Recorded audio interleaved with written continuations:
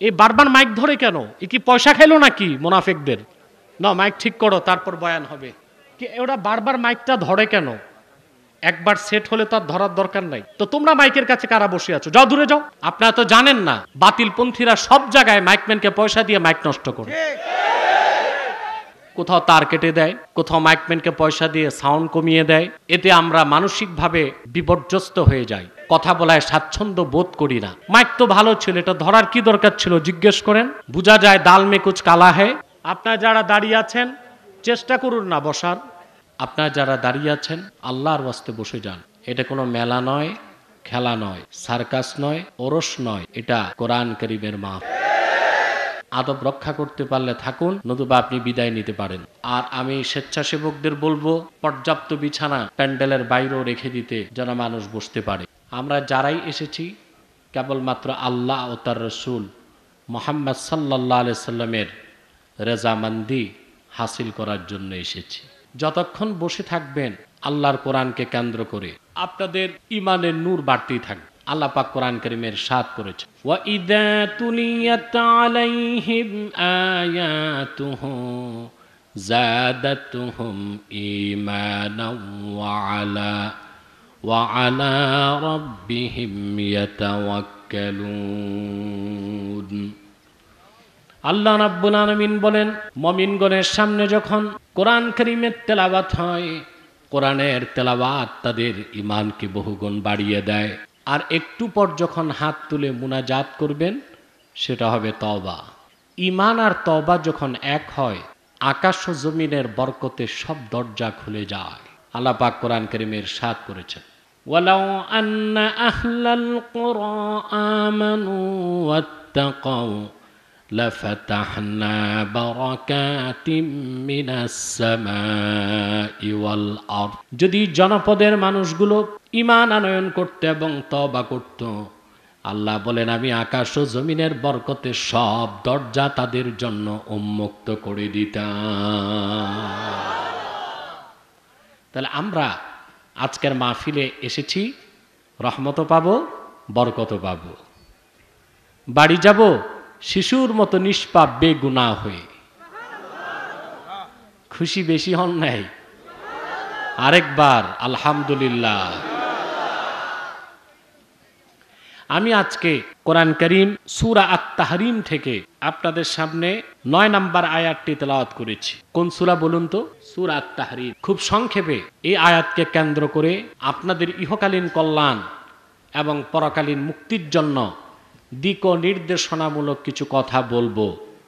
যদি আল্লাহ পাক আমাকে আপনাদেরকে তৌফিক ভিক্ষা দান করেন, বলুন আল্লাহুম্মা আমিন। আমার সঙ্গে আপনারাও পড়ুন, যেন প্রতিটি অক্ষরে নূর আল্লাহ তাআলা আমাদের সিনায় মানকুশ করে দেন, বলুন আল্লাহুম্মা আমিন। পড়ুন, আউযু বিল্লাহি মিনাশ শাইতানির রাজীম, বিসমিল্লাহির রাহমানির রাহিম। ইয়া আইয়ুহাল্লাযীনা আমানু তুবু ইলাল্লাহি তাওবাতান নাসুহা আসা রাব্বুকুম আন ইউকাফিরা আনকুম সাইয়্যাতিকুম ওয়া ইউদখিলাকুম জান্নাতিন তাজরি মিন তাহতিহাল আনহার يوم لا يخزي الله النبي والذين آمنوا معه نورهم يسعى بين أيديهم وبأيمانهم يقولون ربنا أتمم لنا نورنا واغفر لنا إنك على كل شيء قدير صدق الله العظيم قرون صدق الله العظيم وصدق রাসূলুহুন নবিয়্যুল কারীম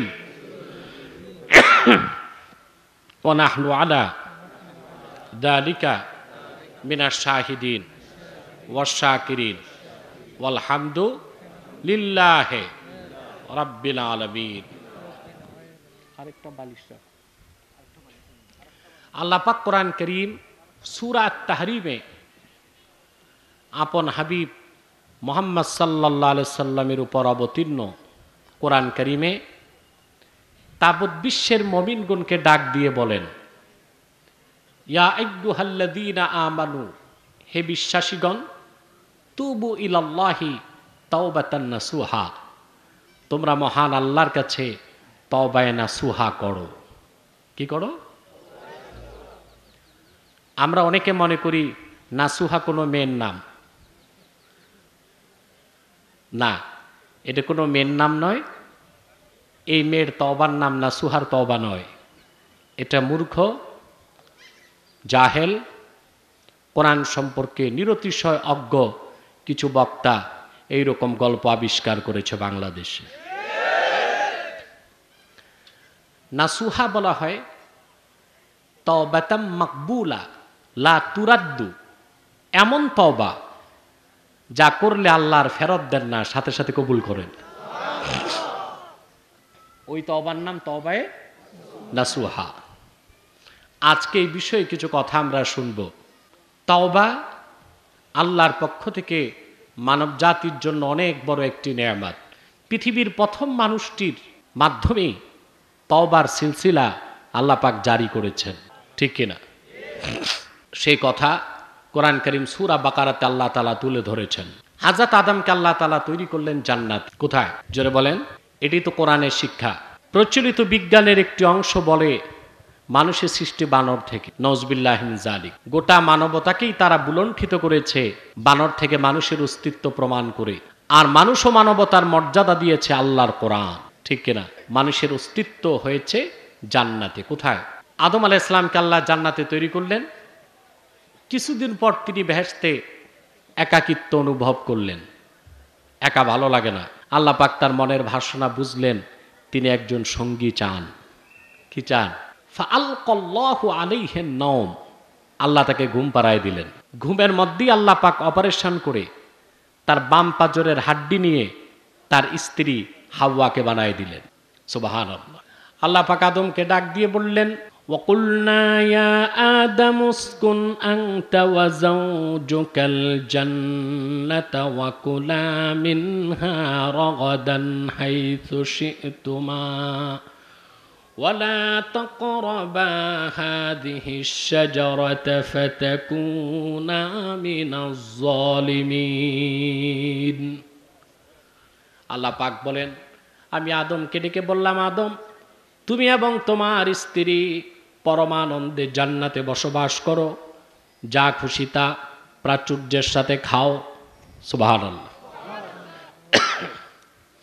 ওয়ালা তাকরাবা হাযিহিশ শাজারা, তবে একটি বৃক্ষের কাছেও যেও না। যদি যাও ক্ষতিগ্রস্তদের কাতারে শামিল হয়ে যাবে। এই ঘটনা আপনারা জানেন। শয়তানের প্ররোচনায় প্রথম গন্ধম খেলেন হযরতে হাওয়া। কে খেলেন? হাওয়া। হাওয়া না, হাওয়া। আরবিতে জীবিতকে বলে হাইয়ুন। জীবিত আদম থেকে তার স্ত্রীকে আল্লাহ বানাইছেন, এই জন্য হাইয়ুন থেকে হাওয়া। বিত্তাশদীদ লাইসা বিত্তাখফিফ।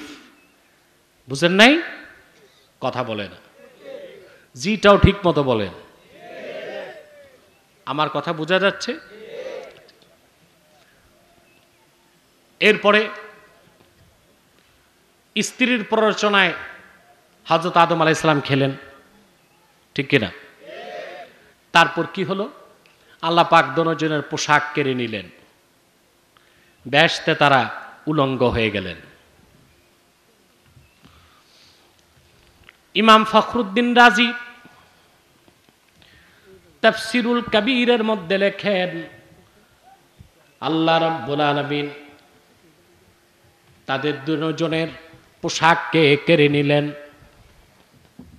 ফাসাতারা আওরাতাহুমা, বিওয়ারাকিত্তিন, হযরত আদম এবং হাওয়া বেহেশতের 3 গাছের পাতা দিয়ে তাদের লজ্জাস্থান ঢাকলেন। কি গাছের পাতা? 3 খেয়েছেন? বাংলাদেশে ডুমুরকে মনে করেন না, এই বাংলাদেশের বাদুরে খাওয়া ডুমুর আর আরবের 3 ফল বহুত পার্থক্য আছে, ঠিক কিনা? লজ্জাস্থান ঢাকলেন, আল্লাহ পাক জান্নাতের দরজা খুলে দিলেন। হযরত আদমকে নামালেন শ্রীলঙ্কায়, হাওয়াকে নামালেন আরবের জেদ্দায়। বুঝলেন? জেদ্দা মিউনিসিপ্যালিটি কবরস্থানে হযরত মা হাওয়ার কবর আছে, আমি জিয়ারত করেছি। মাথার কাছে লেখা উম্মুনা হাওয়া, আমাদের মা হযরত হাওয়া এখানে শুয়ে আছেন। অনেক লম্বা কবর। এবার আদম আলাইহিস সালাম একটি অপরাধ করলেন, আল্লাহর কাছে তওবা করতে লাগলেন। কিরকম তওবা করলেন তিনি? সুবহানাল্লাহ। তাফসীর খাজেন সাক্ষী, লাম ইয়ারফা রাসাহু ইলাস সামাই হায়াআম মিনাল্লাহ। হযরত আদম দুনিয়ায় যখন নামলেন, তার চোখের দৃষ্টি ছিল মাটির দিকে। লজ্জায় তিনি 300 বছর আল্লাহর আকাশের দিকে চোখ তুলে তাকান নাই। কত বছর? আকাশের দিকে তাকান নাই, আল্লাহর একটি হুকুম অমান্য করার কারণে। শুরু হলো তওবা। শত শত বছর কাঁদতে লাগলেন। একটি বর্ণনায় 300 বছর, একটি বর্ণনায় 460 বছর, একটি বর্ণনায় 600 বছর তিনি রোনা জারি করলেন, তার দোয়া কবুল হয় না। হঠাৎ তার মনে পড়ল বেহেশতের কথা। কোন কথা? বেহেশতে কি দেখছেন? সুবহানাল্লাহ। হযরতে আদম সৃষ্টির পরে আল্লাহকে সেজদা করেছেন। দুনিয়ার সময় আসর থেকে মাগরিব পর্যন্ত যত সময় তিনি আমার আল্লাহকে সেজদা করেছেন। আল্লাহ পাক তাকে এক সময় ডাক দিলেন, ইয়া আদমুর ফারাসাক, ফারাফা রাসাহু ফারাআ নূরা মুহাম্মাদিন সাল্লাল্লাহু আলাইহি ওয়াসাল্লাম ফি সুরাদিকিল আরশিল মুআল্লা। আদম যখন সাজদা থেকে মাথা তুললেন, মাথা তুলেই দেখেন জান্নাতে আমার আল্লাহর আরশে আজিমে নূরে মুহাম্মাদি দেখা যায়। মুস্তাদরাক আলা সহিহাইনে নকল করেছেন, ইন্না আদমা রাআ ইসমা মুহাম্মাদিন সাল্লাল্লাহু আলাইহি ওয়াসাল্লাম মাকতুবান ফিল আরশ। হযরত আদম আরশে আজিমের দিকে মাথা তুলে দেখলেন, আরশে আজিমে আমার আল্লাহর নামের সঙ্গে আল্লাহর হাবিব মুহাম্মদ সাল্লাল্লাহু আলাইহি ওয়াসাল্লামের নামও লেখা আছে। কি লেখা? বিসমিল্লাহির রহমানির রহিম, লা ইলাহা ইল্লাল্লাহু মুহাম্মাদুর রাসূলুল্লাহ সাল্লাল্লাহু আলাইহি ওয়াসাল্লাম। সুবহানাল্লাহ বলবেন। আমাদের দেশে আজ কিছু ভণ্ড মৌলবী আছে, দেখি তারা মাঠে ময়দানে তাদের কোনো মূল্য নাই, টেলি মৌলবী। তাদের যত লম্ফ ঝম্প টেলিভিশনে, ওই বাক্সের ভিতরে, বাইরে নাই। তারা ফতুয়া দেয় আজে বাজে। রাসূলুল্লাহ মেরাজে যান নাই, আল্লাহকে চর্মচোখে দেখেন নাই। একসাথে লা ইলাহা ইল্লাল্লাহ মুহাম্মাদুর রাসূলুল্লাহ বলাও যাবে না, লেখাও যাবে না। তাদের দাড়ি আমাদের চেয়ে লম্বা, মাথায় যে রুমাল তা মহিলাদের ঘোমটাদের চেয়েও লম্বা। নামও সব অদ্ভুত, হেমার ইবনে হেমার, তুবাইশ ইবনে খুবাইশ।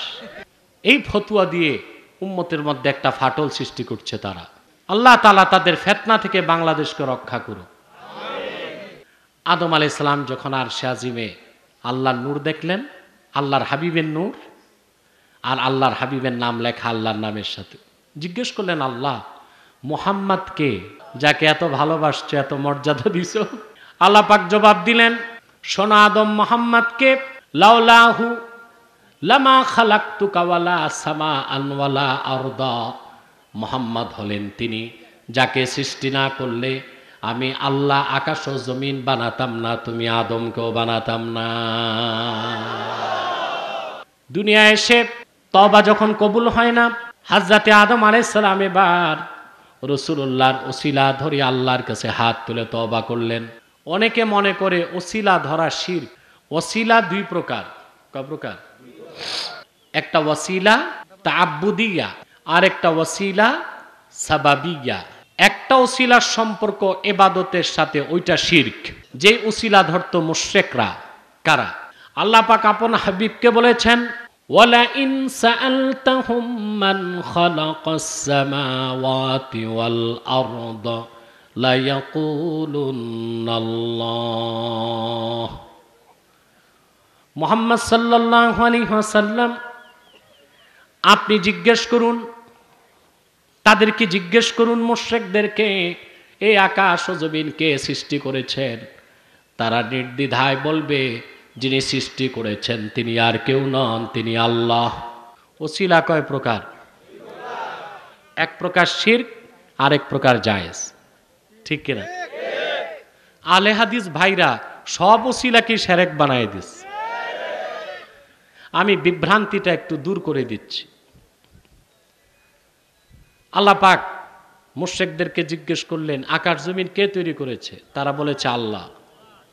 জিজ্ঞেস করা হলো, তাহলে আল্লাহকে বাদ দিয়া ৩৬০টা হাতে বানানো খোদা নামের বেহুদাকে ইবাদত করো কেন? ওরা জবাব দিয়েছে, মা না'বুদুহুম ইল্লা লিয়ুকাররিবুনা ইলাল্লাহি যুলফা। তারা জবাব দিয়েছে, আমরা এইসব দেবদেবী হাতে বানানো খোদাগুলোর ইবাদত করি এই জন্যে তারা যেন সুপারিশ করে আমাদেরকে আল্লাহর নিকটবর্তী পৌঁছে দেয়। নাউজুবিল্লাহ বলেন। এই ওসিলা ধরা শিরক। এটা কি? জোরে বলেন। কারণ এটা আল্লাহর ইবাদতে শরীক করা হয়েছে। আরেক প্রকার ওসিলা, ওসিলা সাবাবিয়া। কোনো কিছু হওয়ার জন্য আল্লাহ কারণ নির্ধারণ করে দিয়েছেন। যেমন অসুখ হলে ওষুধ লাগবে, রোগ হলে আরোগ্য দেবার মালিককে। তাহলে ওষুধ খান কেন? ওসিলা। তাহলে ওসিলা ধরাই যদি শিরক হয়, তাহলে ওষুধ খেলে শিরক হবে? কথা বলে না। ওয়া ইযা মারিদতু ফাহুয়া ইয়াশফিন। আমি যখন অসুস্থ হই তিনি আমাকে আরোগ্য দান করেন।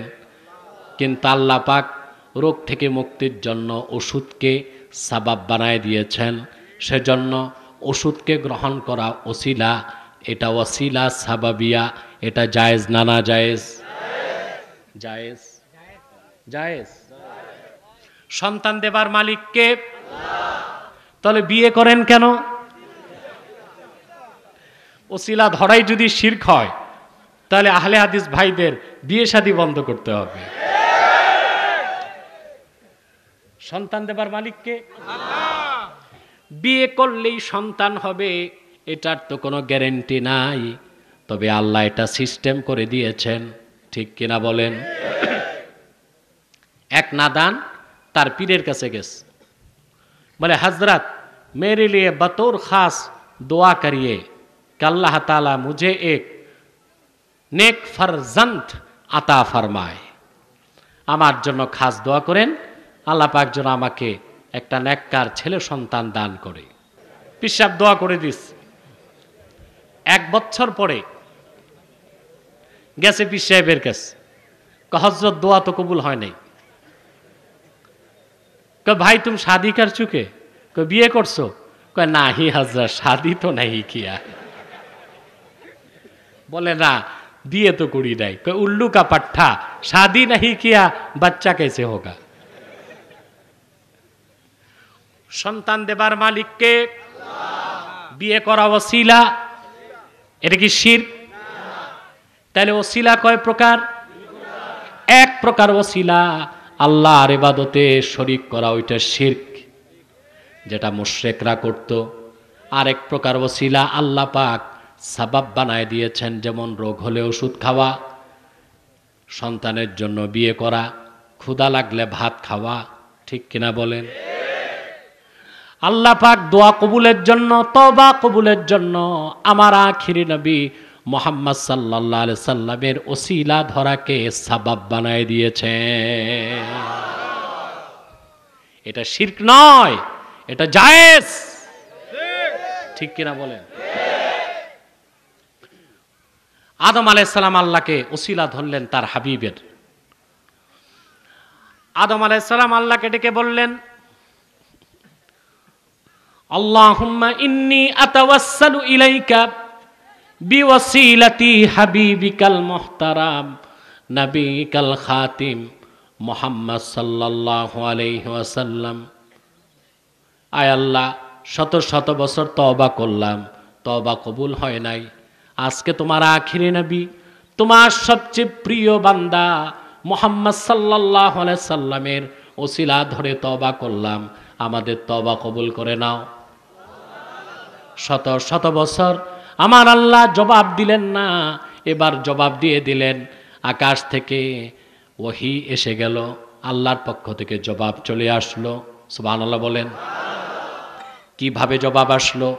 আল্লাহ পাক সূরা বাকারাতে বলেন, ফাতালাক্কা আদামু মির রাব্বিহি কালিমাতিন ফাতাবা আলাইহি।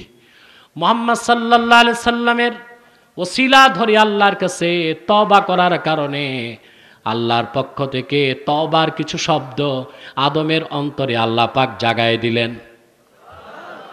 সেই শব্দ কি? রব্বানা যালামনা আনফুসানা ওয়া ইল্লাম তাগফির লানা ওয়া তারহামনা লানাকুনান্না মিনাল খাসিরিন। তওবা কবুল হয়ে গেল। কথা বুঝতেছেন? তওবা কবুল হয়ে গেছে। এবার আল্লাহর পক্ষ থেকে তওবার দরজা খুলে গেল আসমানে। আকাশে একটা দরজা আছে, তার নাম বাবুত তওবা, তওবার দরজা। আল্লাহ খুলে দিলেন আর আদমের কাছে বার্তা পাঠালেন, ফাআওহাল্লাহু ইলা আদম ইয়া আদম ক্বাদ গাফারতু যামবাক ওয়া জাআলতুকা মিনাল আমবিয়া। রে আদম, আমি আল্লাহ তোমার জীবনের সব গুনাহ মাফ করে দিলাম। শুধু তাই নয়, আমার হাবিবের ওসিলায় তুমি আদমকে আমি আল্লাহ নবী বানায় দিলাম। আল্লাহ পাক আদমকে ডাক দিয়ে বললেন, আদম, শুধু তাই নয়, পৃথিবীতে কিয়ামত তক তোমার যত সন্তান আসবে, যতই গুনাহ করুক, অন্যায় করুক, আমার কাছে যদি তওবা করে আমি আল্লাহ তারে ক্ষমা করে দিব। এই তওবার নেয়ামত প্রত্যেক নবীর উম্মতকে আল্লাহ দান করেছেন, সবচেয়ে বেশি দিয়েছেন আখিরি নবী নূর নবী আমার মুহাম্মদ সাল্লাল্লাহু আলাইহি ওয়াসাল্লামের উম্মতকে। বলেন সুবহানাল্লাহ। কেন? উম্মতে মুহাম্মদী এমন এক উম্মত, ক্ষমাপ্রাপ্ত উম্মত। সুবহানাল্লাহ বলবেন। আল্লাহ পাক পূর্বের কোন নবীকে শিখান নাই যে তোমার উম্মতের জন্য তওবা করো। রাসূলুল্লাহকে আদেশ করছেন আপনি উম্মতের জন্য ক্ষমা চান, বলছেন না? আল্লাহ পাক বলেছেন, ফাস্তাগফিরহু ইন্নাহু কানা তাওয়াবা। মুহাম্মদ সাল্লাল্লাহু আলাইহি সাল্লাম, আপনি আপনার উম্মতের জন্য আল্লাহর কাছে ক্ষমা চান। রাসূলুল্লাহ ক্ষমা চাইছেন কিনা বলেন? ১৫০০ বছর আগে তিনি উম্মতের জন্য ক্ষমা চাইলেন। মেরাজের রাতে আরশে আজিম গেলেন, সেখানেও উম্মতের জন্য ক্ষমা চাইলেন। হাসর ময়দানেও ক্ষমা চাইবেন।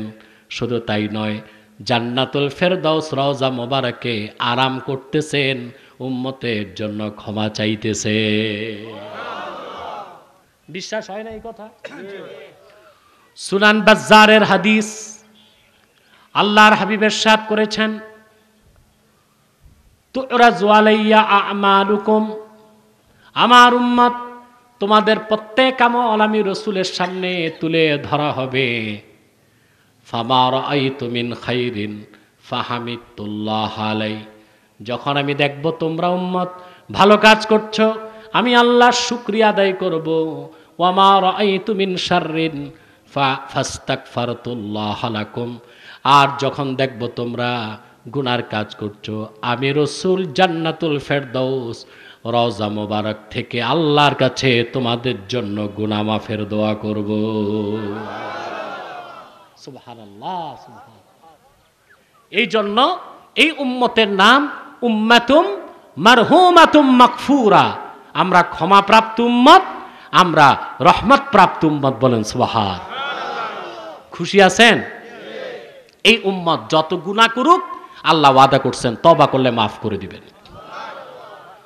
সুনান তিরমিজির হাদিস, হাদিসে কুদসি আমার আল্লাহ পাক বলেন, ইয়া ইবনা আদম লাউ বালাগাত যুনুবুকা আনানাস সামা সুম্মা ইস্তাগফারতানি লাগাফারতু লাক।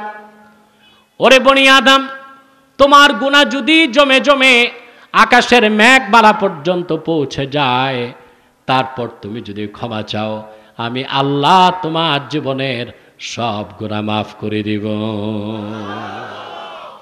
তওবা করবেন? কথা বলে না। ওটা কি আনুষ্ঠানিক তওবা না আসল তওবা? আল্লাহ বলেছেন তুবু ইলাল্লাহে তাওবাতান নাসুহা। সুবহানাল্লাহ বলেন।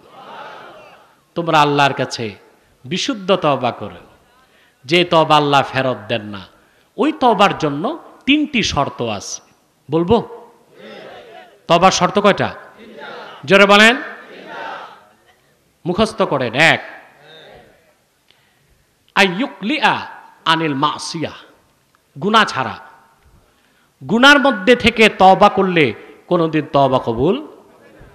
যে নামাজ পড়েন না তাকে নামাজ ধরতে হবে, যে মদ পান করেন মদ ছাড়তে হবে, যে জেনা ব্যভিচার করেন তা ছাড়তে হবে, যে সুদ ঘুষ খান তা ছাড়তে হবে, তারপর তওবা করতে হবে।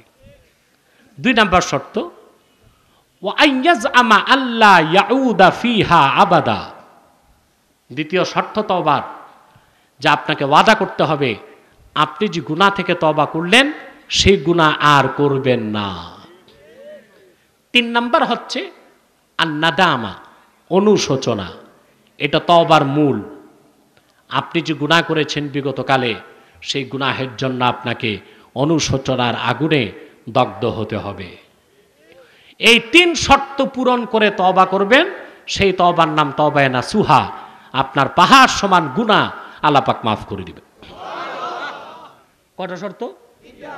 গুনাহ ছেড়ে দেওয়া, গুনাহ আর করব না ওয়াদা করা, আর অনুশোচনা করা। করবেন এইভাবে তওবা? কথা বলে না। অনুশোচনা হলো কি হলো না বুঝবেন কেমন করে? প্রশ্ন আসে না? ইমাম রাজি তাফসির কবিরে লেখেন, শুকনা কাঠের মধ্যে আগুন ধরালে ধোঁয়া বের হয়, ধোঁয়া বের হলে বোঝা যায় আগুন লেগেছে কাঠে। বান্দা যখন অনুশোচনার আগুনে তার গুনাহকে দগ্ধ করবে, রাতের বেলা তার চোখ থেকে পানি টপ টপ করে ঝরতে থাকবে। যখন তার চোখ থেকে পানি ঝরবে, বুঝতে হবে তার কলিজায় গুনাহ মাফের আগুন জ্বলে গেছে। সুবহানাল্লাহ। মুসলমান নিরাশ হন কেন? ইমাম আজম আবু হানিফার কাছে এক ব্যক্তি গেছেন, প্রশ্ন করছেন, হুজুর, এক ছেলে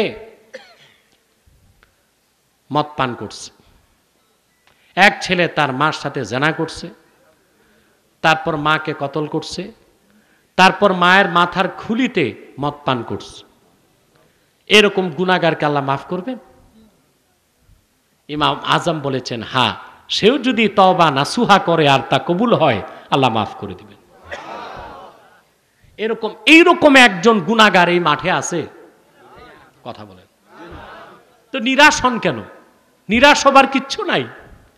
আমরা আল্লাহর পেয়ারা নবী মুহাম্মদ সাল্লাল্লাহু আলাইহি ওয়াসাল্লামের উম্মত, আল্লাহর পেয়ারা বান্দা। 70টি জাতিকে এক করলে উম্মতে মুহাম্মদীর মর্যাদা লাভ করবে না। রাসূলুল্লাহর খাতিরে এত সম্মান মর্যাদা আল্লাহ এই উম্মতকে দান করেছে। আমাদের জন্য সবচেয়ে বড় অফার, তওবা করলেই তওবা কবুল হবে। আল্লাহর হাবিব ইরশাদ করেছেন, ইন্নাল্লাহা ইয়াকবালু তাওবাতাল আবদে হাত্তা লাম ইউগারগির। আমার উম্মতের আল্লাহর কোন বান্দার মৃত্যুর গড়গড়া সুরের আগ পর্যন্ত আল্লাহ তার তওবা কবুল করবেন। মৃত্যুর গড়গড়া বুঝেন, মালাকুল মউতকে দেখার পরে আর তওবা কবুল হবে না, কারণ দারোগা চলে এসেছে, এখন আর জামিনের ব্যবস্থা নাই। পুলিশ ধরার আগে আগাম জামিন নেওয়া যায়, ঠিক কিনা? ধরে ফেললে আর জামিন নাই, অ্যারেস্ট, ঠিক কিনা? তো মালাকুল মউত আসার আগে আপনি যদি তওবা করে নেন, আল্লাহ আপনাকে মাফ করে দিবেন। সুবহানাল্লাহ বলবেন না? করবেন তওবা? কয় শর্ত? জোরে বলেন। এক, বিগত গুনার জন্য আল্লাহর কাছে রোনা জারি করবেন। 2, গুনাহ ছেড়ে দিবেন। 3, কখনো করবেন না শপথ করবেন। এটাই তওবায়ে নাসুহা। আল্লাহ পাক বলেছেন, তুবু ইলাল্লাহি তাওবাতান নাসুহা। কিন্তু একটা এখানে সূক্ষ্ম বিষয় আছে। এই যে আপনি তওবাটা করবেন, এটা যদি আপনি আমার আল্লাহর হক নষ্ট করেন, আর যদি বান্দার হক নষ্ট করেন, তাহলে তওবার শর্ত 4টা। কয়টা? জোরে বলেন। তাহলে আল্লাহর হকের ক্ষেত্রে আল্লাহ বেশি প্রাধান্য দিয়েছেন না বান্দার হক? কথা বলে না। বান্দার হক নষ্ট করলে তওবার শর্ত কয়টা? আপনারা বান্দার হক নষ্ট করেন? জি। যারা সুদ খায় বান্দার হক নষ্ট করে, যারা ঘুষ খায় বিচার আচারে 2 দিক থেকে পয়সা খায়, আছে আপনাদের দেশে?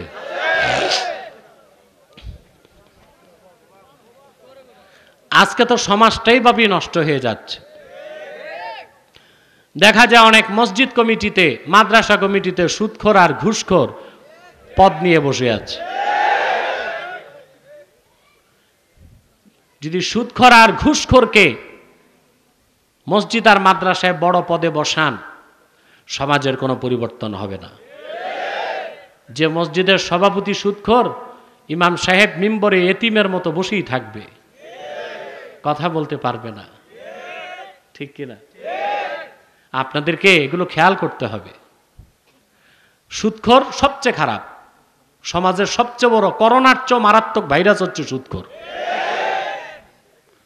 করোনার তো ভ্যাকসিন আছে, সুদের ভ্যাকসিনও নাই। একবার সুদ খাওয়ার মজা পাইলে আর ছাড়ে না, ঠিক কিনা? আমি জানি না আমার সাথে একমত হবেন কিনা। চোর ডাকাত জেনাখোর তার চেয়েও খারাপ সুদখোর। হাদিস সাক্ষী, আকলু দিরহামিম মিনার রিবা আশাদ্দু মিন 33 জানিয়াতান ইয়াজনিহার রাজুল।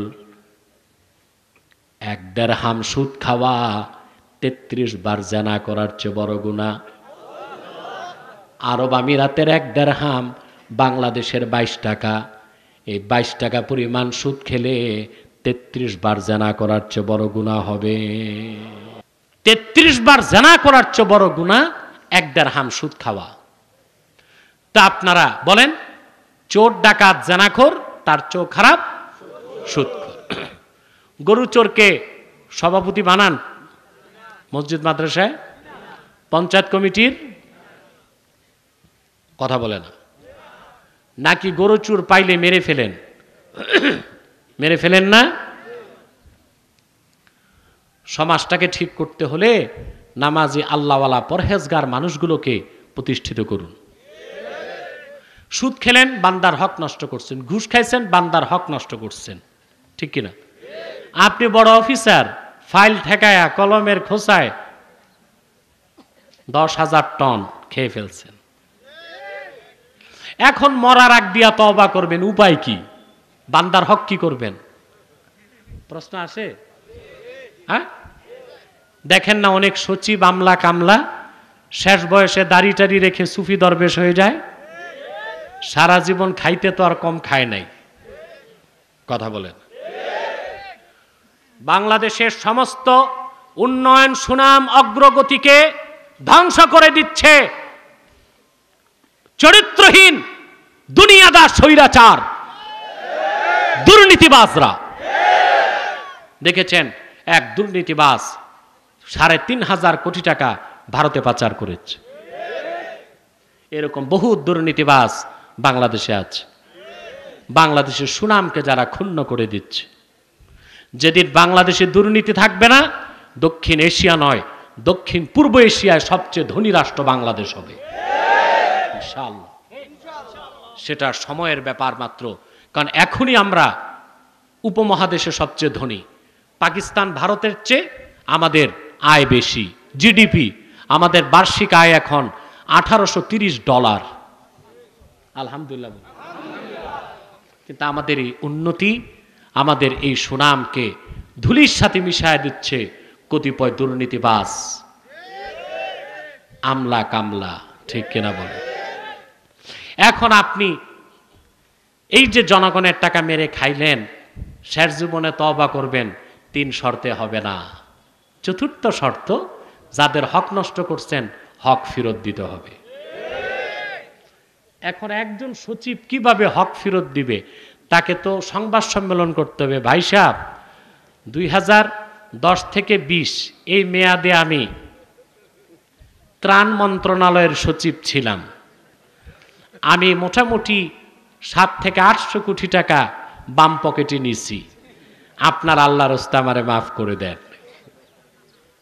এই সংবাদ সম্মেলন করলে জনগণ মাফ করবে না সিরা স্যান্ডেল আর পচা ডিম উপহার দিবে? হ্যাঁ, দিবে না? তাহলে উপায়টা কি? এত বড় পরিসর নয়, ছোট পরিসরে বুঝেন। আপনি একজন মুদি দোকানদার, কিন্তু প্রতারক, মানুষকে সবসময় ঠকান। 6 টাকা চাল কম দেন, 6 টাকা ডাল কম দেন। 20 বছর ব্যবসা করছেন, কত হাজার মানুষকে ঠকাইছেন। পিছ থেকে বাতাস করুন। কত হাজার মানুষকে ঠকিয়েছেন তার হিসাব নাই। এখন শেষ জীবনে এত মানুষ পাবেন কই? মাপ চাইবেন কেমন করে? প্রশ্ন আসে না? এইরকম সমস্যা আপনাদের কারো থাকতেও তো পারে। ঠিক কিনা? উপায় কি? তওবার কি ব্যবস্থা নাই? আছে। চতুর্থ শর্তেই ব্যক্তির সুদের টাকায়, ঘুষের টাকায়, দুর্নীতির টাকার পরেরটা মেরে খাওয়ার টাকায় সে যে সম্পদ করেছে, সবটুকুন সম্পদ গরিব মিসকিনকে দান করে দিতে হবে। সওয়াবের কোনো আশা করা যাবে না। তাহলে তওবা কবুল হয়ে যাবে। সব সম্পদ, পরেরটা মেরে খাওয়ার টাকা, দুর্নীতির টাকা, সুদের টাকা, ঘুষের টাকা, হারাম টাকা, সব ফকির মিসকিনকে দান করে দিবে। সওয়াবের আশা করতে পারবে না। সমস্যা তো করবে বউ, গলায় টিপ দিবে। তুমি এই হারাম খাওয়ায়া জিবলা তো লম্বা করে দিছো। এখন সব যদি ফকিরকে দান করে যাও, তা আমরা চলবো কেমন করে? তোমার হিসাব কবরে তুমি দাও। কিন্তু আল্লাহর ভয় যার অন্তরে আছে আর পরকালে মুক্তি চায়, সে তো অবশ্যই তওবার পথ বেছে নেবে। ঠিক কিনা বলে? আমরা এতক্ষণ শুনলাম একটি আয়াতের অংশের ব্যাখ্যা। ইয়া আইয়ুহাল্লাযীনা আমানু তুবু ইলাল্লাহি তাওবাতান নাসুহা। হে মুমিনগণ, তোমরা আল্লাহর কাছে তওবা নাসুহা করো। আসা রাব্বুকুম আইয়ুকাফফিরা আনকুম সাইয়্যাতিকুম। আশা করা যায় আল্লাহ পাক তোমাদের জীবনের সব গুনাহ মাফ করে দিবেন। সুবহানাল্লাহ বলবেন না? ওয়া ইউদখিলাকুম জান্নাতিন তাজরি মিন তাহতিহাল আনহার। আর তোমাদেরকে এমন জান্নাতে প্রবেশ করাবেন যে জান্নাতের নিচ দিয়ে স্বচ্ছ পানির ফোয়ারা প্রবাহিত আছে। সেটা কোন দিন? সেই হাসর ময়দানে, যেদিন আল্লাহ পাক আপন নবী মুহাম্মদ সাল্লাল্লাহু আলাইহি সাল্লামকে বেজার করবেন না। মুহাম্মদ সাল্লাল্লাহু আলাইহি সাল্লামের সব কথা আল্লাহ মেনে নেবেন। সুবহানাল্লাহ বলবেন না? এবং মুহাম্মদ সাল্লাল্লাহু আলাইহি সাল্লামের খাতিরে ওনার মুমিন উম্মতদেরকে আল্লাহ পাক অপমান করবেন না। নূরুহুম ইয়াসআ বাইনা আইদিহিম ওয়া বিআইমানিহিম, মুহাম্মদ সাল্লাল্লাহু আলাইহি সাল্লামের ঈমানদার প্রত্যেক উম্মতের সামনে এবং ডানে নূরের টুকরা দৌড়াদৌড়ি করবে। সুবহান। মুসলমান, হাদিসে এসেছে হাসর ময়দানে 120টা কাতার হবে, 80 কাতার হবে উম্মতে মুহাম্মাদী। কাফের মুশরিকরা কত চেষ্টা করতেছে ইসলামকে ঠেকাতে আর মুসলমানকে কমাতে, পারতেছে না ব্যর্থ হচ্ছে? বলেন। ওয়ার্ল্ড হেলথ অর্গানাইজেশন, তারপরে ভালো করে খেয়াল করেন, ইউনিসেফ, ইউনেস্কো, এনজিওরা মুসলিম বিশ্বে বিশেষ করে বাংলাদেশে কোটি কোটি ডলার খরচ করতেছে মুসলমানের সংখ্যা কমাও। বিনামূল্যে দিচ্ছে কি পিল, ঠিক কিনা? খোঁজাকরণ চলতেছে, খোঁজাকরণ। বুড়া বুড়া মানুষ ধরে নিয়ে অন্ডকোষ কেটে দিচ্ছে, বিনিময়ে 1800 টাকা হাতে তুলে দিচ্ছে। বাচ্চা কাচ্চা যেন না হয়, মুসলিম সংখ্যা বৃদ্ধি যেন না ঘটে। জানেন না আপনারা? কথা বলেন। এদিকে মুসলমানের সংখ্যা বাড়তেছে না কমতেছে? আর কাফের মুশরিক ওরা আমাদের যতটুক কমালো, এক করোনাতে তার 10 গুণ তাদের কমে গেছে। দেখেন, বাংলাদেশে 1 বছরে 10,000 মানুষ মরে নাই করোনায়, আর আমেরিকা, ব্রিটেনে প্রতিদিন গড়ে 1,500 থেকে 3,000 লোক মারা যাচ্ছে। আল্লাহ কয়, আমার হাবিবের উম্মত কমাবা, আমি অদৃশ্য বোমা দিয়ে তোমাদের সংখ্যা কমায় দিচ্ছি। আল্লাহু আকবার। অমুসলিমরা তা চিন্তা করে না, আমরা তো চিন্তা করি। কত চেষ্টা করলো ইহুদিরা, খ্রিস্টানরা করছে মুসলমানের সংখ্যা কমাও, কমতেছে না বাড়তেছে? আজ পৃথিবীতে 200 কোটি মুসলমান, মানুষ আছে 800 কোটি, প্রতি 4 জনের 1 জন আমরা মুসলমান। সুবহানাল্লাহ বলবেন? প্রিয় ভাই বন্ধুগণ, কেন? এটা রাসূলুল্লাহর ভবিষ্যৎবাণী আছে। আল্লাহর হাবিব ইরশাদ করেছেন, প্রত্যেক নবী আল্লাহর পক্ষ থেকে মুজিজা পেয়েছেন, আর আমি মুহাম্মদ সাল্লাল্লাহু আলাইহি সাল্লামকে শ্রেষ্ঠ যে মুজিজা আল্লাহ দিয়েছেন তা 30 পারা কোরআন। ইন্নামা উতিতু ওয়াহইয়ান আওহাহুল্লাহু ইলাইয়া, আমাকে আল্লাহ যে শ্রেষ্ঠ মুজিজা দিয়েছেন তা 30 পারা কোরআন।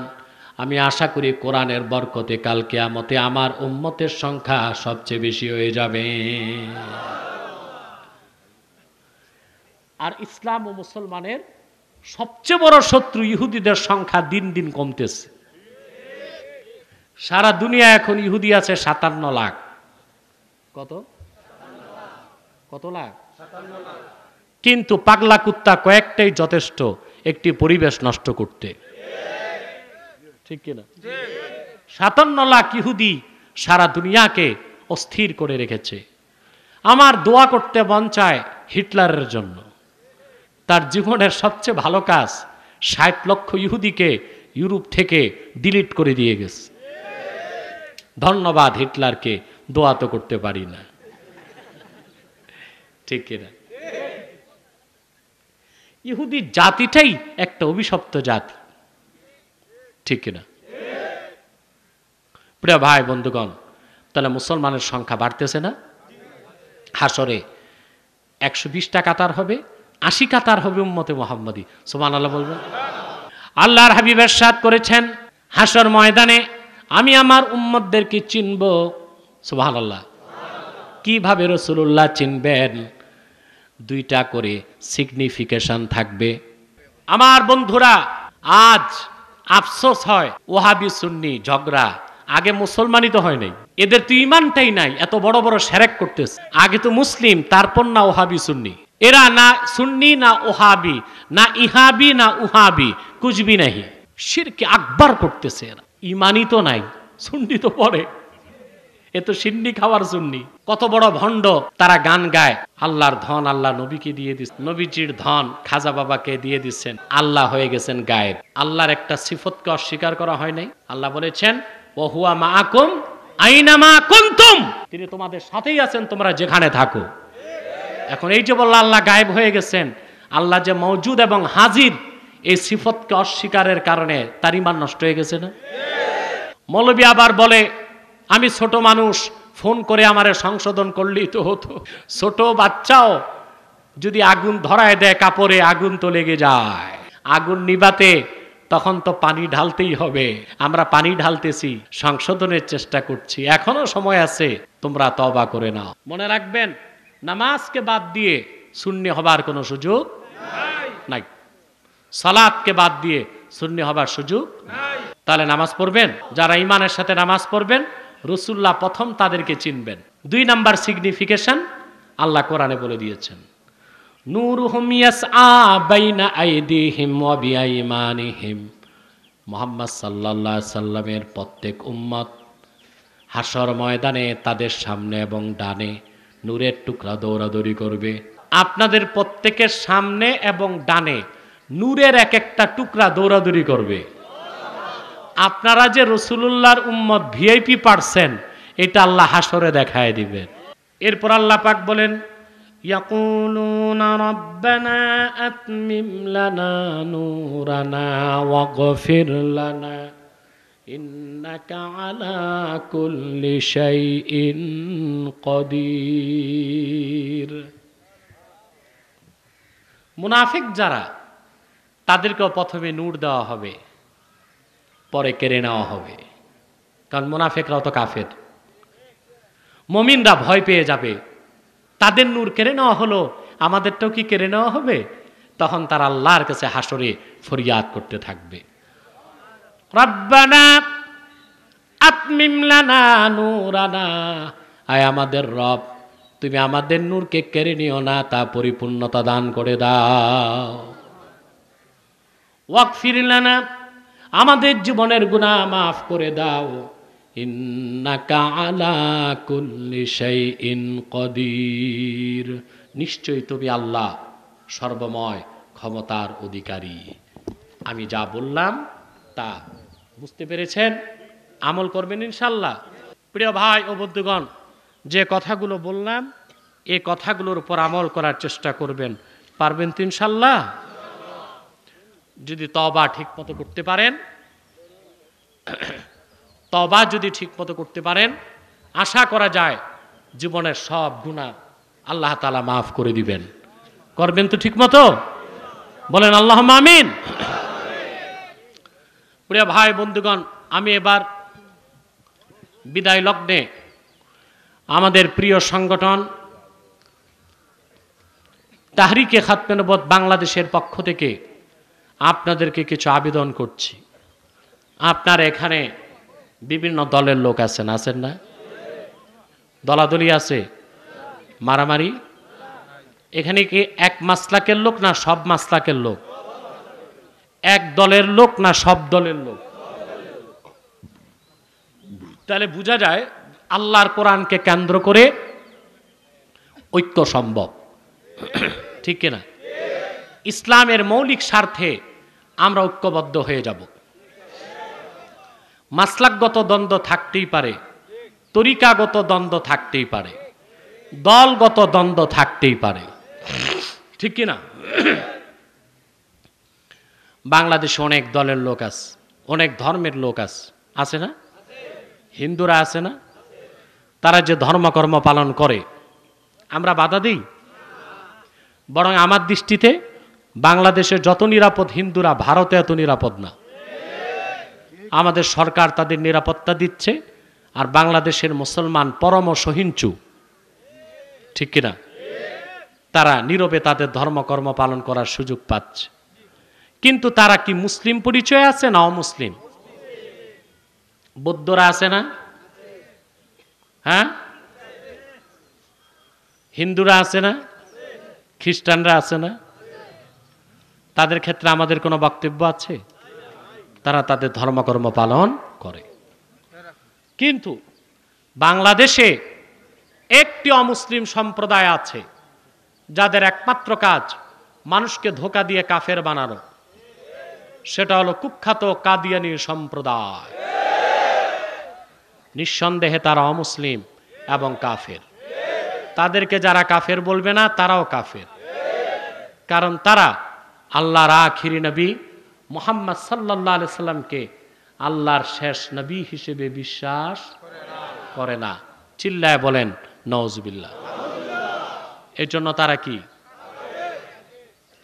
তারা মানুষকে ধোঁকা দিতে মুসলমানদের মতো দাড়ি রাখে, টুপি লাগায়, নাম রাখে।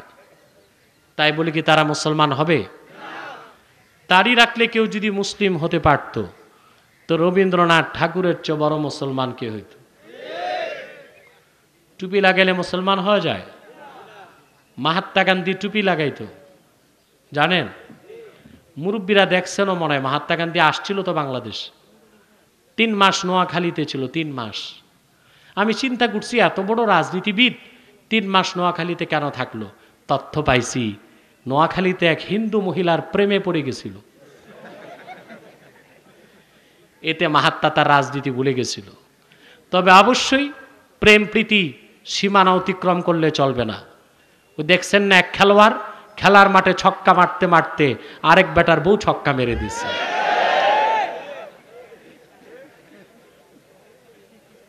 আফসোস, কত বড় জঘন্য হাইজ্যাক।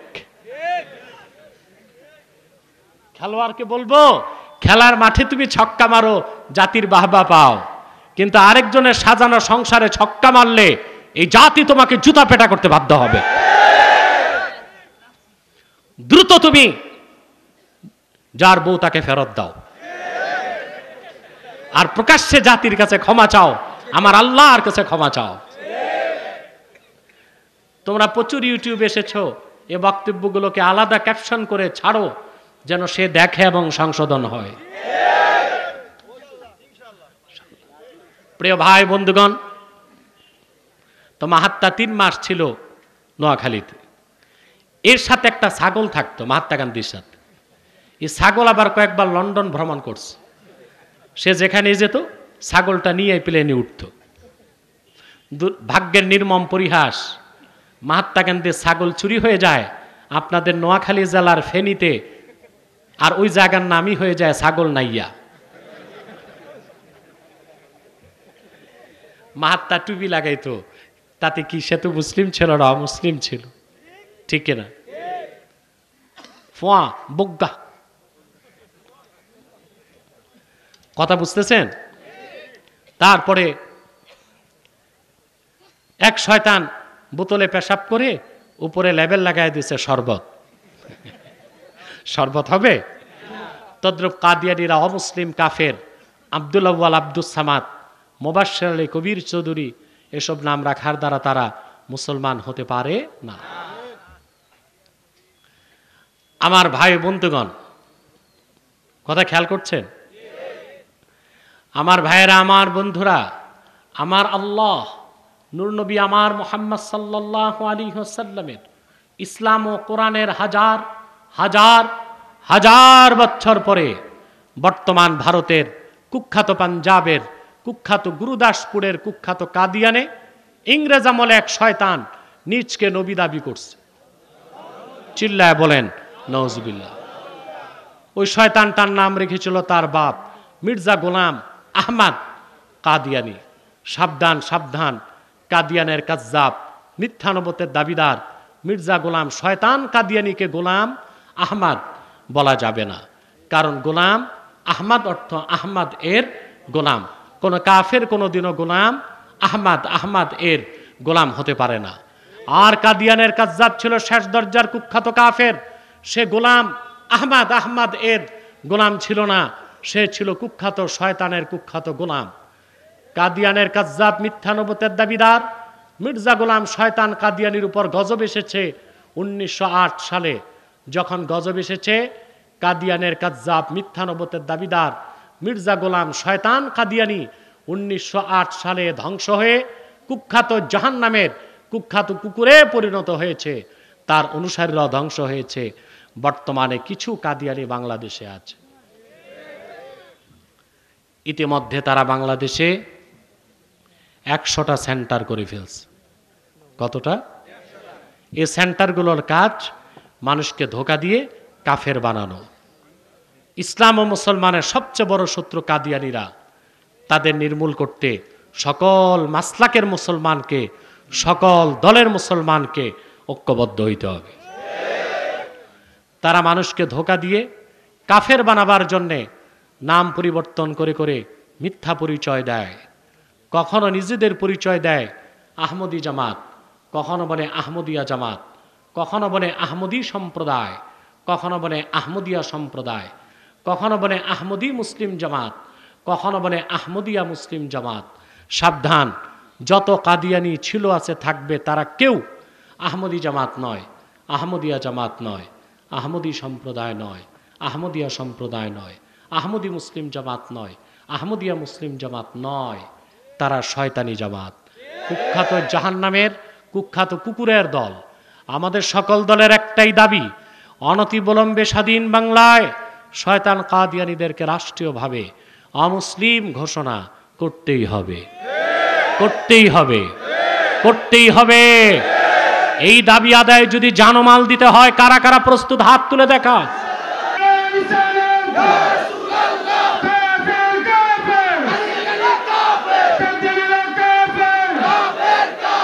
তাদেরকে অর্থনৈতিক সহযোগিতাও করবেন না? করবেন? করেন? করেন। প্রাণ কোম্পানির জিনিস তাদের, সেজান কোম্পানির জুস, RFL এর পণ্য তাদের, প্রথম আলো, ডেইলি স্টার, কালের কণ্ঠ, এগুলো তাদের। এগুলো ধরবেন না, কিনবেন না, বেচবেন না। মনে থাকবে? আরেকটি ফেরকার ব্যাপারে সাবধান করে দেই, তারা মাঠে মাথা চারা দিয়েছে হিজবুত তাওহীদ।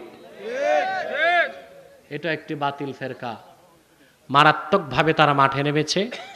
তাদের বিশ্বাস কুফরি বিশ্বাস। তারা একটি অমুসলিম ফেরকা।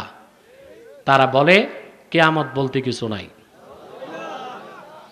তারা বলে দাজ্জাল বলতে কিছু নাই, তারা বলে তাদের সংগঠন আল্লাহ নিজে তৈরি করছেন। অসংখ্য কুফরি আকীদা তাদের মধ্যে পাওয়া যায়। তারা বলে নামাজ রোজা প্রশিক্ষণ, এটা পড়লেও চলে, না পড়লেও চলে। অসংখ্য কুফরি আকীদা সম্বলিত এই দলটি হিজবুত তাহরীর। এদের থেকে দূরে থাকার চেষ্টা করবেন। পারবেন তো ইনশাল্লাহ? আপনার যদি 10 মিনিট সময় দেন, আমি একটু প্রশ্ন উত্তরগুলো দিয়ে যেতে চাই। এক ভাই প্রশ্ন করেছেন, মাইকে সবিনা খতম অর্থাৎ কোরআন খতম শরীয়ী হুকুম কি?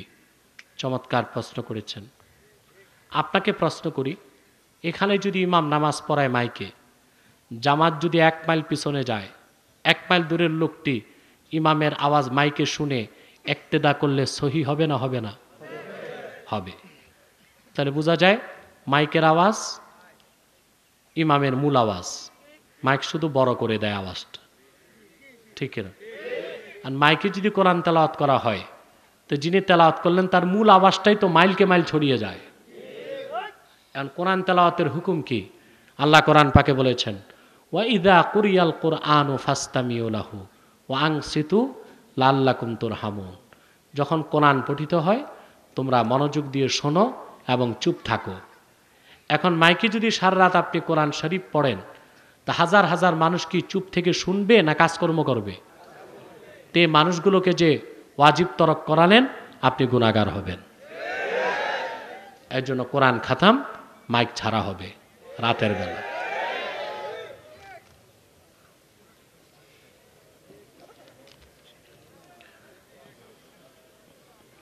তাহাজ্জুদের নামাজ পড়ব বলে আমি বিতির নামাজ পড়ি নাই। ঘুম থেকে উঠার পর দেখি ফজর আজান হয়ে গেছে, এখন বিতির নামাজ পড়ার নিয়ম কি? আপনার বেতের নামাজটা কাজা হয়ে গেছে, আপনি ফজরের পর কাজা হিসেবে তুলে নেবেন।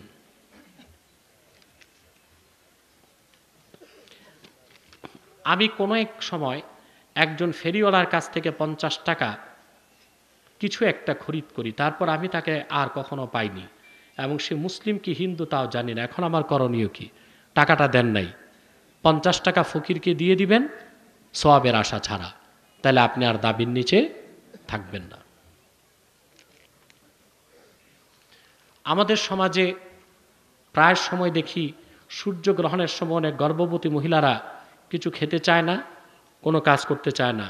এইসব কাজ করলে নাকি সন্তান কতুয়া হয়ে যায়। এটা কি? তাই ইসলামের দৃষ্টিতে সূর্যগ্রহণের সঠিক ব্যাখ্যা আমাকে জানাবেন। সূর্যগ্রহণ চন্দ্রগ্রহণকে সহিহ বুখারীতে বলা হয়েছে আয়াতুম মিন আয়াতিল্লাহ, আল্লাহর অনন্য নিদর্শন সমূহের মধ্যে একটি নিদর্শন। তবে বুখারী মুসলিমের হাদিস থেকে দেখা যায় আল্লাহ রাসূল সাল্লাল্লাহু আলাইহি সাল্লাম সূর্যগ্রহণ চন্দ্রগ্রহণের সময় খুব বেশি দোয়া মোনাজাত করতেন এবং সালাতে থাকতেন, এবং সাহাবায়ে কেরামকে বলতেন তারা যেন আল্লাহর কাছে পানাহ চায়, দোয়া মোনাজাতে থাকে। কথা বুঝতে পারছেন? আর মহিলারা কিছু খাবে না এরকম কোনো কথা হাদিসে নেই। ইমাম আবু হানিফা রাহমাতুল্লাহকে রাদিয়াল্লাহু আনহু বলা যাবে কি? কেন? ওনাকে তো সবাই রাহমাতুল্লাহ বলে, রাদিয়াল্লাহু আনহু বলবেন কেন? প্রচলনকে তো মানতে হবে। দুররে মুখতারে এসেছে ইয়াজিবু আলাল মুসলিমিন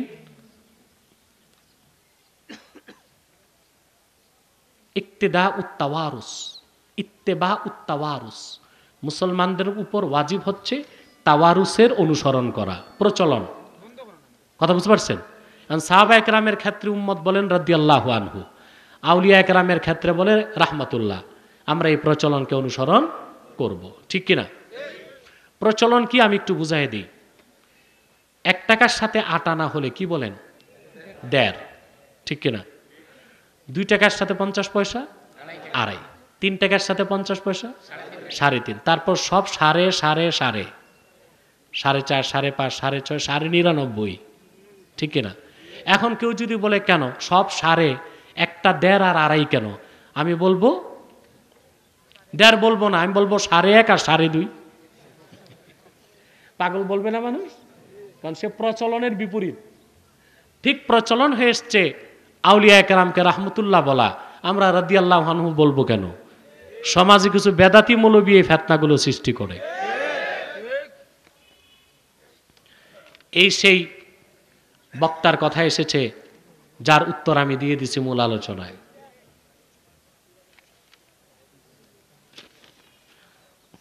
দাড়ি কতটুকু রাখা উচিত? কম বা খাটো রাখলে কি গুনাহ হবে? জি, 1 মুষ্টি দাড়ি রাখা ওয়াজিব।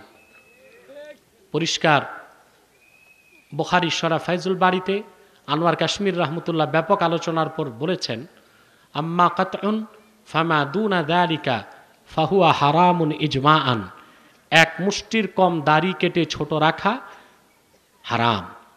এটা কি? 1 মুষ্টি দাড়ি রাখতে হবে। 1 মুষ্টির পর আপনি কেটে ফেলতে পারবেন। 1 মুষ্টির পর নাভি পর্যন্ত লম্বা করার দরকার নাই, ঠিক কিনা? 1 মুষ্টির পর কি করবেন? কেটে ফেলবেন। এই যে লামাযহাবী শেখরা দাড়ি লম্বা করতে করতে নাভি পর্যন্ত চলে যায়, না, এটা সুন্নাত না। এটা হযরত ওমর থেকে স্পষ্ট হাদিস এসেছে, তিনি 1 মুষ্টির পর কেটে ফেলতেন। কথা বুঝতে পারছেন?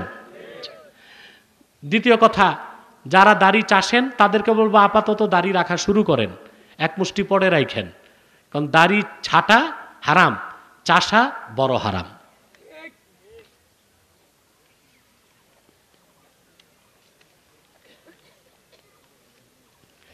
কিছুদিন পূর্বে এক আলোচিত বক্তা বলেছে মাহফিলে তিনি নিজ চোখে হাজার হাজার জিন ফেরেশতা এবং দয়াল নবী সাল্লাল্লাহু আলাইহি সাল্লাম উপস্থিত দেখেছেন। মাআযাল্লাহ, এই বক্তা বেয়াদব। আল্লাহর হাবিব মুহাম্মদ সাল্লাল্লাহু আলাইহি সাল্লাম শাহে রিসালাত, তোমার আমার মতো কাঙ্গালের মাহফিলে আসার প্রয়োজন নাই রাসূলুল্লাহ। তিনি হায়াতুন নবী, তিনি জান্নাতুল ফেরদৌস রওজা মুবারক থেকে সব দেখেন এবং শোনেন। এসব বেদাতি বক্তাদের কথা বিশ্বাস করবেন না, বিতর্কিত প্রশ্ন করবেন না। আমাদের সমাজে দেখা যায় রমজান আসলে মেয়ের বাড়ি ইফতারি দিতে হয়। তো মেয়ের বাড়ি ইফতারি দিলে সমস্যা কি? ইফতারি দেওয়া ইসলামে কেমন? খুব ভালো কাজ। মেয়ের জামাইরে যত দামি ইফতার পারেন খাওয়াবেন। বাধ্যতামূলক চলবে না, পারলে স্বেচ্ছায় পারলে দিবেন।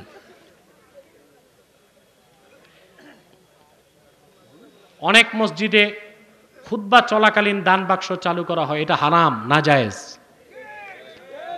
পরিষ্কার ফতোয়ার কিতাবে এসেছে, ওয়া ইদা সাইদাল মিম্বা ইমামু আলাল মিম্বার লা সালাতা ওয়ালা কালামা ওয়ালা সালামা ওয়ালা রাদ্দাস সালাম।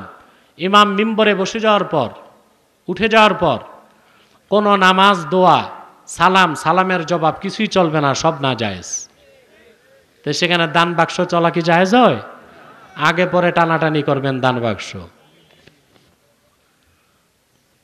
বহু আগ থেকে আপনি নাস্তিকদের বিরুদ্ধে সোচ্চার ভূমিকা নিয়ে মুসলিম উম্মার ঐক্যের জন্য কাজ করে আসছেন। আমরাও এই ঐক্য চাই। তবে মিলাদ ও কেয়াম করার জন্য এবং কিছু ইখতিলাফি বিষয়ের জন্য এখনও তারা আমাদের বেদাতি বলে ডাকে। তবে কি মিলাদ কেয়াম পালনকারীরা আসলেই বেদাতি? কখনো না। মিলাদ শরীফ পড়া সুন্নতে সাহাবা, কেয়াম করা মুস্তাহাব, মুস্তাহসান, সওয়াবের কাজ। উলামায়ে দেওবান্দের একটা বিরাট অংশ নিজেরাও মিলাদ কেয়ামকে সমর্থন করেন। এই জন্য মিলাদ কেয়াম আমরা করেছি, করব। মিলাদ কেয়ামে আমরা আত্মার খোরাক পাই। কেউ যদি না করে সেটা তার ব্যক্তিগত বিষয়, তাকে কিছু বলবো না। কিন্তু কেউ যদি হারাম বেদাত বলে তাকে আমরা ফিতনাবাজ মনে করি। আর কোন যোগ্য আলেম, আল্লাহওয়ালা আলেম কখনো ভারসাম্যহীন ফতুয়া দেয় না। ভণ্ড বাউল বক্তা বা তার মতো গায়কদের জনপ্রিয়তা যুবকদের কাছে বেশি, এটা ভুল কথা। শিক্ষিত যুবকদের কাছে না, ক্যাসরা যুবকদের কাছে বেশি। সম্প্রতি ভাইরাল হওয়া তার গান কেউ ফেরে না খালি হাতে, খাজা তোমার দরবারে, এটার ব্যাপারে তো যা বলার বলেই দিয়েছে। আপনারা কোনো বক্তার নাম নিবেন না, এটা কেন করেন? নামটা কেন নেন? প্রশ্নটা করুন আমাকে। আরেক বক্তার নাম এসেছে শেখ। বক্তা বলেছে ভিতরের নামাজ নাকি 1 রাকাত। এ পাগল হয়ে গেছে। রাসূলুল্লাহর হাদিস 1 রাকাত কোনো নামাজই নাই। ওইতের নামাজ 3 রাকাত, যা সহিহ বুখারীর হাদিস দিয়ে সাব্যস্ত। ওরা যে হাদিসটা বুঝে নেয়, আল্লাহ রাসূল সাল্লাল্লাহু আলাইহি ওয়াসাল্লাম বলেছেন রাতের নামাজ মাসনা মাসনা মাসনা মাসনা, 2 রাকাত 2 রাকাত 2 রাকাত। বুঝছেন? যখন তুমি মনে করবে ফজর হয়ে যাবে, তখন আরেক রাকাত পড়বে। তুতিরু লাকা মা কাদ সাল্লাইতা, এই 1 রাকাত তোমার পূর্বের নামাজকে বেজর করবে। তো রাসূলুল্লাহ 1 রাকাত বেতের বলেন নাই, এই 1 রাকাতকে বেজরকারী বলেছেন। তাহলে বেজরকারী, বেজর বানাইতে আরো রাকাত লাগবে না? 1 রাকাত যোগ করলে হয় 2 রাকাত। এটা জোর না বেজর? তাহলে আরেক রাকাত যোগ করলে হয় 3 রাকাত। ওই হাদিস দিয়ে সাব্যস্ত হয় ওইতের নামাজ 3 রাকাত। সে বুঝে নাই, পড়াশোনা নাই তো।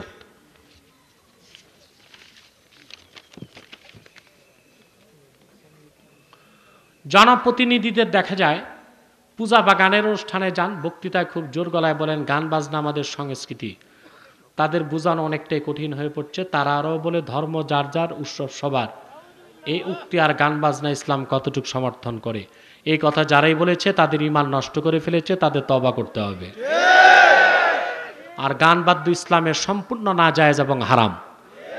আল্লাহ তাআলা সূরা লুকমানে বলেছেন ওমিনান নাসি মান ইয়াশতারি লাহওয়াল হাদিস লিয়ুদিল্লা আন সাবিলিল্লাহি বিগাইরি ইলম ওয়া ইয়াত্তাখিযাহা হুজওয়া। এই আয়াতের ব্যাখ্যায় 27 জন মুফাসসির একমত, গান বাদ্যকে আল্লাহ হারাম করে দিয়েছেন। বাল্য বিবাহ বন্ধের নামে বিভিন্ন কেন্দ্র, জেলা, উপজেলা, এমনকি স্থানীয় ইউনিয়নে পর্যন্ত কমিটি করা হচ্ছে। বাল্য বিবাহ বন্ধ হলে সমাজ কতটুকু সুফল বয়ে আনবে? বাল্য বিবাহ পুরা বন্ধ হলে ধর্ষণ আরো বাড়বে। 6 বছর 8 বছরের মেয়েরা ধর্ষিতা আরো বেশি হবে। ইসলামে বাল্য বিবাহ বলতে কিছু নাই, আছে বালেগ বিবাহ। বালেগ বালেগা খুশি মনে যদি বিবাহে আবদ্ধ হতে চায়, তাহলে এটা বাধা দেওয়া উচিত নয় শরীয়ত মোতাবেক, ঠিক কিনা? এদিক দিয়ে বাল্য বিবাহ বন্ধ করলেন, আর ওদিক দিয়ে ফ্রি মিক্সিং, লিভ টুগেদার। যে কোনো বয়সের ছেলে মেয়ে একটু যদি ফষ্টি নষ্টি করে পার্কে যাইয়া, তাতে সমস্যা নাই, বাচ্চা মানুষ করতেই পারে। না জায়েজটা জায়েজ করলেন আর জায়েজটা না জায়েজ করলেন। তালকিন কি? তালকিন করা কি জায়েজ? মৃত ব্যক্তিকে কবর করার পর কবরের চার কোনায় চারজন ব্যক্তি বসে কি কিছু তেলাওয়াত করবে? না, হাদিস এসেছে তালকিন করবেন। কবরের পাশে দাঁড়িয়ে আপনি পড়বেন রদিতু বিল্লাহি রাব্বা অবিল ইসলামি দীনা অবি মুহাম্মদ সাল্লাল্লাহু আলাইহি ওয়াসাল্লাম নবিয়্যা ওয়া রাসূলা। এটাই তালকিন। উল্লেখযোগ্য দিবসগুলোতে মিনারে ফুল দেওয়া, পহেলা বৈশাখে মঙ্গল শোভাযাত্রা আয়োজন করা, পহেলা বৈশাখে ভালো কাজ করলে বা ভালো খাওয়া দাওয়া করলে সারা বছর ভালো কাটবে, এ ধরনের বিশ্বাস করা কি?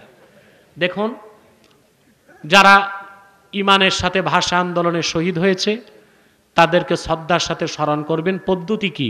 মস্তক নত করে নয়, নীরবতা পালন করে নয়, বরং তাদের জন্য দোয়া মোনাজাত করে তাদের আত্মার মাগফিরাত কামনা করবেন। মঙ্গল শোভাযাত্রায় গেলে ইমান নষ্ট হয়ে যাবে, কারণ এটা হিন্দুদের ধর্মীয় উৎসব, সংস্কৃতির নামে বাংলাদেশে আমদানি করা হয়েছে। পহেলা বৈশাখে ভালো কাজ করলে, ভালো খেলে সারা বছর ভালো থাকবেন, উদ্ভট ভিত্তিহীন কথা।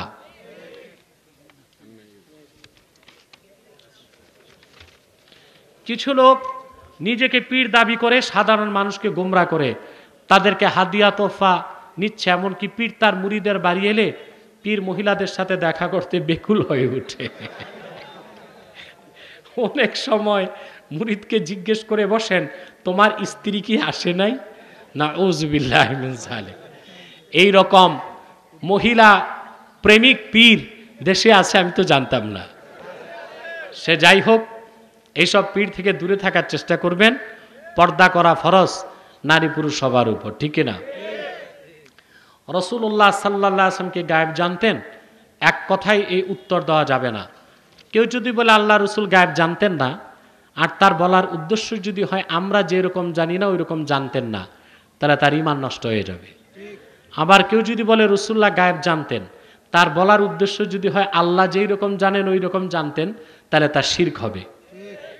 তাহলে বিষয়টা কি? বিষয়টা হচ্ছে আমাদের কাছে যেটা গায়েব, মুহাম্মদ সাল্লাল্লাহু আলাইহি ওয়াসাল্লামের নিকট সেটা গায়েব ছিল না। মুহাম্মদ সাল্লাল্লাহু আলাইহি ওয়াসাল্লামের নিকট যেটা গায়েব ছিল, আল্লাহর কাছে সেটা গায়েব ছিল না। শেষ। ফরজ নামাজের পর হাত তুলে দোয়া করার বিধান কি? আমার 1.5 ঘন্টার ডকুমেন্টারি আলোচনা ইউটিউবে পাবেন। ফরজ নামাজের পর সম্মিলিত মোনাজাত, প্রায় 23-24টি কিতাব থেকে আমি দলিল দিয়েছি। ফরজ নামাজের পর হাত তুলে মোনাজাত করা সুন্নতি মুতাওয়ারেসা। যদি কোনো ব্যক্তি তার সপরিবারে ইসলাম ধর্ম গ্রহণ করে, তাহলে কি তার বিবাহ আবার ইসলাম ধর্ম অনুযায়ী আদায় করতে হবে? না, শর্ত না। তবে যদি নিকাহ দোহরায়, এটা উত্তম এবং ভালো।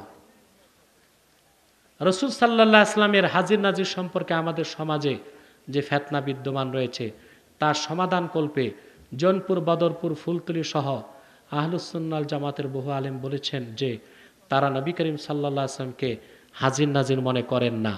এ বিষয়ে আপনার সঠিক সমাধান কামনা করছে। আমি তো আগে বহুবার বলেছি, রাসূলুল্লাহ সাল্লাল্লাহু আলাইহি ওয়াসাল্লামকে হাজির নাজির বললে বেয়াদবি হবে।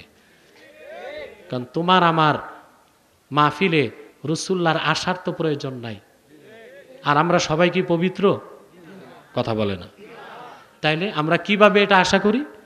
বরং আল্লাহ রসুল মুহাম্মদ সাল্লাল্লাহু আলাইহি ওয়াসাল্লাম হায়াতুন নবী, তিনি জান্নাতুল ফেরদৌস রওজা মুবারক থেকে সব দেখেন মুজিজাতান, সব শোনেন মুজিজাতান।